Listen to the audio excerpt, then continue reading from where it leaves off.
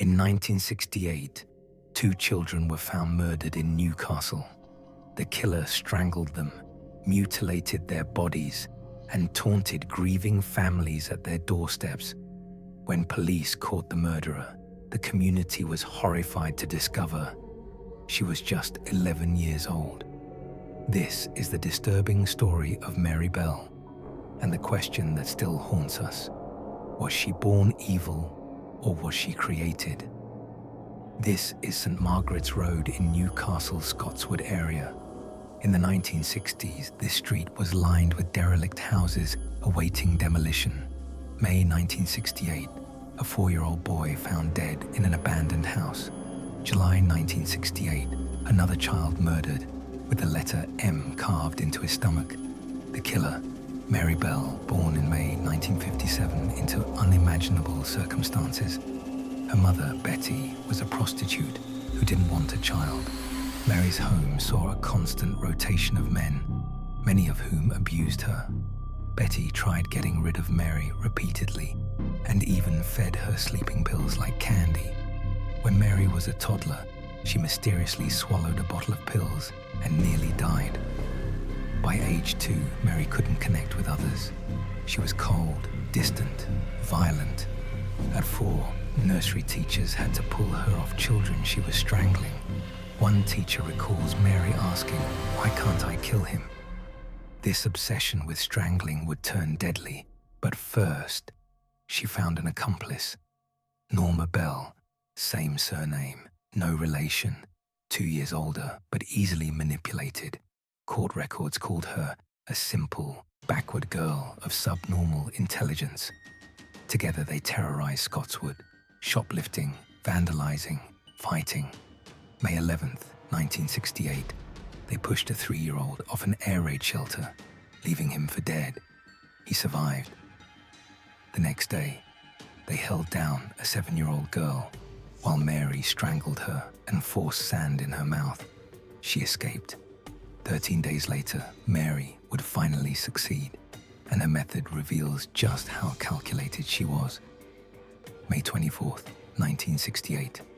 One day before Mary's 11th birthday, Mary lured 4-year-old Martin Brown into an abandoned house on St. Margaret's Road, alone. She took him upstairs, massaged his neck, then covered his nostrils and slowly strangled him. Hours later, 3 boys found Martin's body, blood and saliva on his cheek, an empty pill bottle nearby. Shortly after, Mary returned with Norma. She wanted to show her what she'd done. Police thought Martin overdosed. The strangulation was too gentle to leave marks. The post-mortem found no drugs. His death was ruled a mystery, but Mary wasn't done. The next night, she broke into a nursery school with Norma and left 4 handwritten notes scattered around the ransacked classroom. One read, "We did murder Martin Brown." The most chilling, "I murder so that I may come back." Here's the clever part. Mary invented joined writing. They took turns writing one letter at a time, making the handwriting impossible to trace. She could also blame Norma if needed. That day, Mary wrote a diary entry claiming she only learned about Martin's death from a crowd. She drew a picture of him dead next to the pill bottle, carefully labeled. She wanted it to look accidental. Where did an 11-year-old learn this? From her mother, the woman who'd been poisoning her for years. But Mary's performance was just beginning. Mary and Norma visited Martin's aunt, asking with eerie smiles, "Do you miss Martin? Do you cry for him?" They were laughing. The aunt sent them away. Days later, they knocked on Martin's mother's door. "Can I see Martin?" "No, pet. Martin's dead." Mary smiled. "Oh, I know he's dead. I just wanted to see him in his coffin." Meanwhile, locals protested the dangerous derelict houses. In the crowd, holding a protest sign and smiling, was Mary Bell. For 2 months, Mary got away with murder, but she wasn't satisfied. This time, she wanted an audience. July 31st, 1968. Norma told 3-year-old Brian Howe that a woman on the bus was giving out sweets. He followed them, bringing his dog. He never came home. That evening, the girls joined Brian's family in searching. When they passed a waste ground called the Tin Lizzie, Mary pointed. Brian might be playing among the concrete blocks. She wanted his sister to find the body. She wanted to see her reaction. Norma quickly interrupted. No, Brian never plays there. She led them away. Hours later, police found Brian between concrete blocks, covered with weeds. This time, clear strangulation, but also disturbing injuries. Hair cut away in clumps, 6 stab wounds on his thighs, the letter M carved into his belly, skin sliced from his scrotum. Inspector James Dobson said, "There was a terrible playfulness about it, a terrible gentleness, and somehow the playfulness made it more, rather than less, terrifying." The playfulness suggested a child killer. On the day of Brian's funeral, Dobson watched Mary Bell as the coffin was carried out. She stood there laughing and rubbing her hands. I thought, my God, I've got to bring her in. She'll do another one. Both girls were arrested. In interrogation, they turned on each other, and one detail would reveal the truth. Both girls blamed each other. Norma claimed. Mary confessed to her, saying I squeezed his neck and pushed up his lungs. They viewed the body together, and Mary ran her fingers along his lips, saying she'd enjoyed it. Mary claimed Norma did everything. Norma strangled him, went home for scissors and a razor blade, then mutilated the body, saying, "This is the first, but it will not be the last." Who's telling the truth? Most likely Mary. She'd murdered Martin the same way. But here's the key. That letter M carved into Brian's belly was originally an N. Someone added a line to change it. Just like the joined writing from the notes, Mary carved an N to frame Norma. Norma changed it to an M to frame Mary. In court, Norma seemed confused and scared. Mary was cold and detached.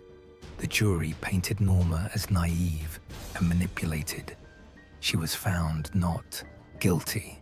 No jail time. Mary was diagnosed with a psychopathic personality with lack of feeling toward others. Due to diminished responsibility, she was convicted of manslaughter, not murder. Sentence, 12 years. She was 11 years old. Norma Bell. Almost no information exists about her life after trial. She died of cancer in 1989 at age 21. Mary Bell. Sent to Red Bank Secure Unit at 12. The only girl among 23 male prisoners. She claims she was sexually abused by staff and inmates. She self-harmed, used drugs, became a troublemaker. At 16, transferred to adult prison. At 23, released with anonymity and a new name. 1984, gave birth to a daughter. 1998, journalists tracked her down, forcing her into hiding.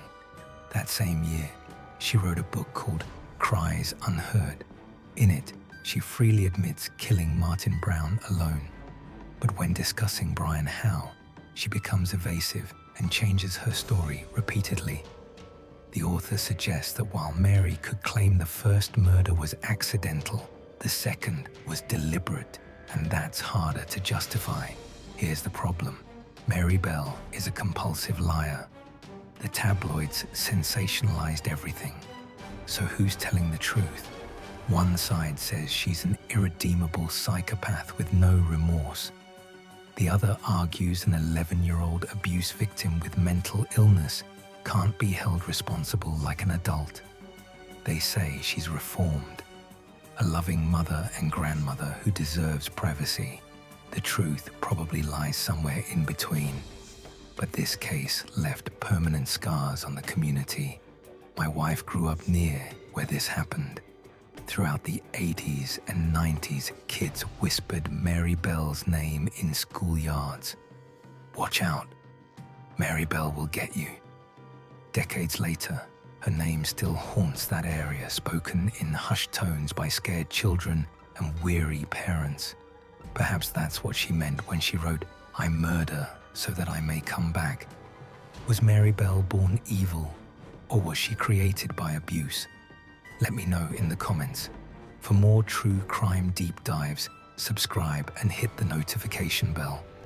Thanks for watching. I'll see you in the next one.